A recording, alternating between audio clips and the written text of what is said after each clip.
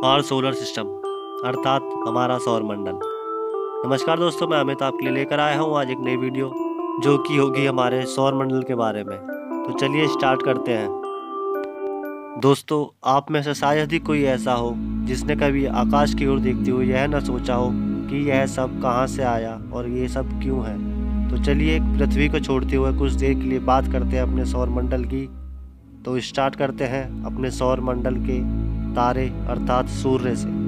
सूर्य हमारे सौरमंडल का इकलौता तारा है। बाकी तो आप जानते ही हैं, इस आकाश में ऐसे कई अनगिनत तारे मौजूद हैं। सूर्य पृथ्वी से सबसे नज़दीकी तारा माना जाता है, लेकिन बावजूद इसके भी इसकी दूरी पृथ्वी से 9 करोड़ 30 लाख मील की नापी गई है।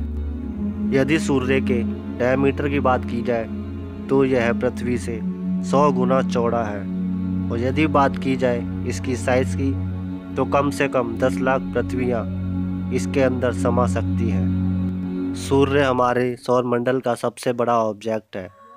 सूर्य का गुरुत्वाकर्षण बल इतना ज़्यादा होता है कि यह बाकी ग्रहों को उसके चक्कर लगाने के लिए मजबूर करता है, जिस कारण बाकी सभी ग्रह इसके चक्कर लगाते हैं।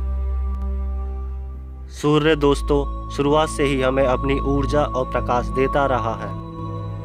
इस पे पाई जाने वाली मुख्यतः गैसें हाइड्रोजन तथा हीलियम होती हैं। यदि सूर्य के तापमान के बारे में बात की जाए तो इसकी सतह का टेम्परेचर 6000 डिग्री सेल्सियस अथवा केंद्र का लाखों डिग्री सेंटीग्रेड तक पहुंच जाता है। यदि सूर्य का अस्तित्व हमारी धरती से ख़त्म हो जाता है तो यकीन मानिए दोस्तों, धरती पर जीवन की कल्पना करनी बेहद ज़्यादा कठिन हो जाएगी। यह निरंतर हमें बिना किसी लालच के अपनी ऊर्जा व प्रकाश हमें प्रदान करता रहा है और आगे भी करता रहेगा। सूर्य की उम्र 5 बिलियन वर्ष होती है। तो चलिए अब बढ़ते हैं अपने ग्रहों की ओर। मरक्यूरी अर्थात बुध। दोस्तों, जैसे कि आप जानते हैं, बुध हमारे सौर मंडल का सबसे छोटा ग्रह है और सबसे पहला ग्रह है। यह पृथ्वी की तुलना में भी काफ़ी छोटा है और ये सौर मंडल के 5 ऐसे ग्रहों में से एक है जिसे आप अपनी आंखों से बिना किसी उपकरण की मदद से देख सकते हैं, लेकिन बशर्ते यह आपको देखने में एक सितारे जैसा ही प्रतीत होगा नीचे से यदि आप इसे देखेंगे तो। यह कुछ हद तक हमारे चंद्रमा से भी मिलता जुलता है। सूर्य से इतने नज़दीक होने के कारण बुध ग्रह इंसान के जीवन योग्य नहीं माना जाता, क्योंकि इसकी सतह का टेम्परेचर 1800 डिग्री तक होता है। बुध सूर्य की परिक्रमा सबसे कम समय में करता है।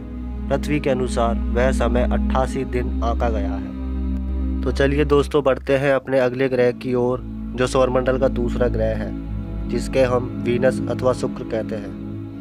वीनस अर्थात शुक्र, कुछ लोग इसे पृथ्वी की बहन भी कहते हैं, क्योंकि इनका साइज और गुरुत्वाकर्षण एक समान पाया जाता है। परंतु यदि इस पे पाए जाने वाले वातावरण और इनकी सतह की बात की जाए तो ये दोनों अपने में उतने ही ज़्यादा भिन्न हैं। शुक्र ग्रह हमारे सौर मंडल का सबसे गर्म ग्रह है, बावजूद इसके कि यह सूर्य के सबसे पास नहीं है, जिसका कारण है कार्बन डाइऑक्साइड की अधिक मात्रा। यह सूर्य की प्रकाश से आने वाली किरणों को अपने अंदर सोख कर रख लेता है, जो इसके वातावरण को गर्म बनाने में मदद करता है। शुक्र ग्रह हमारे सौर मंडल का सबसे चमकीला ग्रह माना जाता है। यदि आप कभी आकाश की ओर देख रहे हो और आपको चांद के अगल बगल में कोई चमकीली चीज़ दिखाई देती है तो यकीनन आप शुक्र ग्रह को ही देख रहे हैं। तो दोस्तों अब बढ़ते हैं अपने सौरमंडल के तीसरे ग्रह की ओर, जो है पृथ्वी। इसको आप लोग भली भांति जानते होंगे, क्योंकि हम इस समय इसी पर बैठकर अभी ये वीडियो देख रहे हैं। यह अभी तक का खोजा हुआ इकलौता ऐसा ग्रह है जिस पर जीवन का अस्तित्व मौजूद है। इसकी सुंदरता देखते ही बनती है।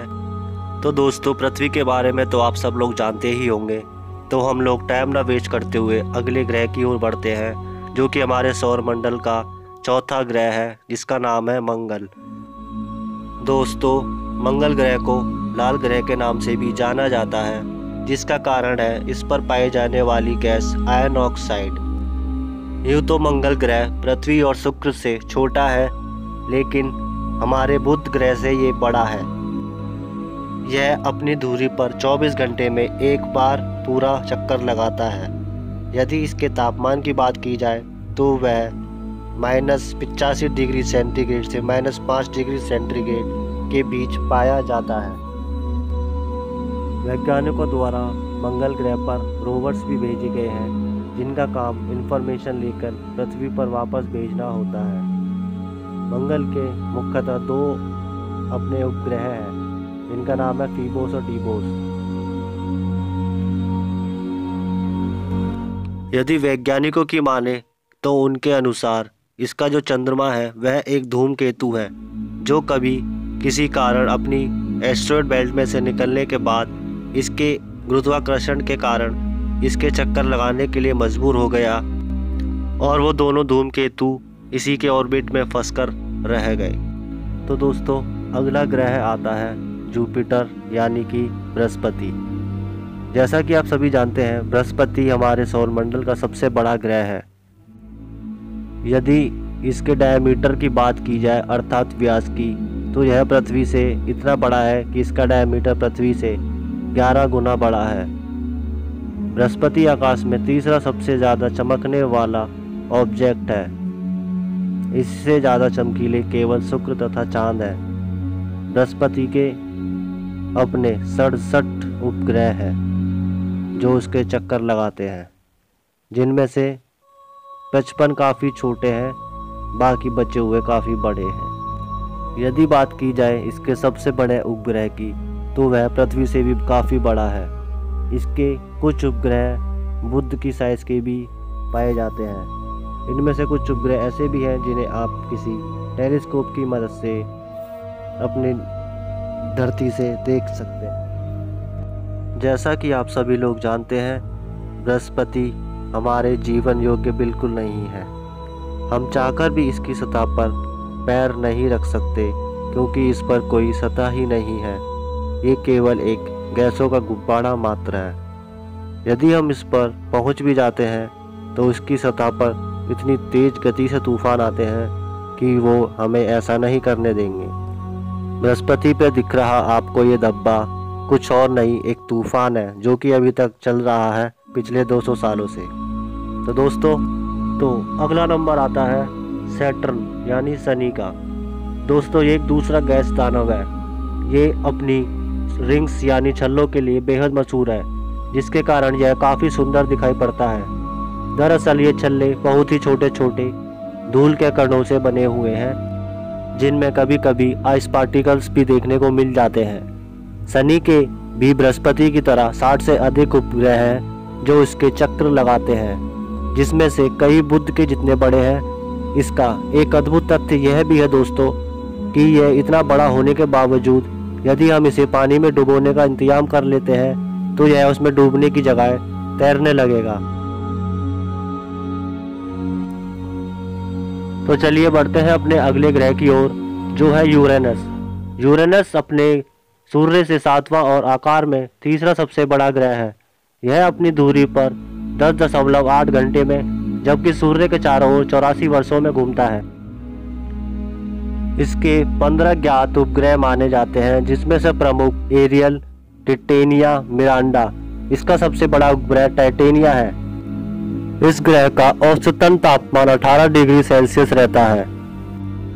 यह ग्रह नीले और हरे रंग को उत्सर्जित करता है भी, क्योंकि यहाँ मीथेन गैस पाई जाती है। तो दोस्तों, अगला नंबर आता है नेपट्यून का। यह सौरमंडल का चौथा सबसे बड़ा तथा सूर्य से 8वां ग्रह है।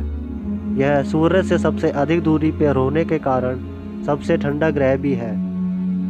पृथ्वी से यह काफ़ी बड़ा है। यह सौरमंडल का तीसरा सबसे बड़ा ग्रह है। इस ग्रह के 8 अपने उपग्रह हैं, जिसमें से ट्रिटोन व नेरिड प्रमुख माने जाते हैं। इसके वायुमंडल में 80% हाइड्रोजन एवं 19% हीलियम गैस विद्यमान रहती है। यह अपनी दूरी पर 15.7 दिनों में और सूर्य के चारों तरफ चक्कर 165 वर्षों में पूरे करता है। नेपट्टून और यूरेनस को आपस में भाई भाई भी कहा जाता है। इस ग्रह के चारों ओर वलय है जो सिलिकेट या कार्बन तत्वों से बने हैं। आप में से कई लोग सोच रहे होंगे कि मैं तो प्लूटो को भूल ही गया। तो प्लूटो की खोज सन 1930 में खोजकर्ता कैलाट टेम्वो द्वारा की गई थी। काफ़ी समय के गहरे अध्ययन के बाद वैज्ञानिकों ने सोचा कि यह ग्रह वाकई में ही काफ़ी छोटा है, यहाँ तक कि यह कई उपग्रहों से भी छोटा पाया गया। कुछ समय पश्चात प्लूटो जैसे कई और भी ग्रह खोज लिए गए, जिनमें से काफ़ी ग्रह प्लूटो से बड़े थे। प्रारंभ में प्लूटो को नौवां ग्रह माना जाता रहा, परंतु 24 अगस्त 2006 को चेक गणराज्य के प्राग में हुई अंतर्राष्ट्रीय खगोल विज्ञानी संघ IAU की बैठक में खगोल वैज्ञानिकों ने प्लूटो के चंद्रमा से भी छोटे आकार का होने और पूरी तरह वृत्ताकार कक्षा वाला न होने के कारण उसे ग्रह का दर्जा छीन लिया गया और अब मात्र सौरमंडल में 8 ग्रह शेष रह गए हैं। वैज्ञानिकों के अनुसार ग्रह वह आकाशीय पिंड है जो अपनी निश्चित कक्षा में सूर्य की परिक्रमा करते हों तथा ग्रहों में पर्याप्त गुरुत्वाकर्षण बल हो जिससे वह गोल स्वरूप ग्रहण कर सके और वे अन्य ग्रहों की कक्षा को अतिक्रमण ना करते हों। तो दोस्तों, आज की हमारी यह वीडियो यहीं समाप्त होती है। यदि आपको हमारी भी यह वीडियो पसंद आई हो तो हमारा चैनल जरूर सब्सक्राइब करें और अपने दोस्तों के साथ शेयर करें। जय हिंद।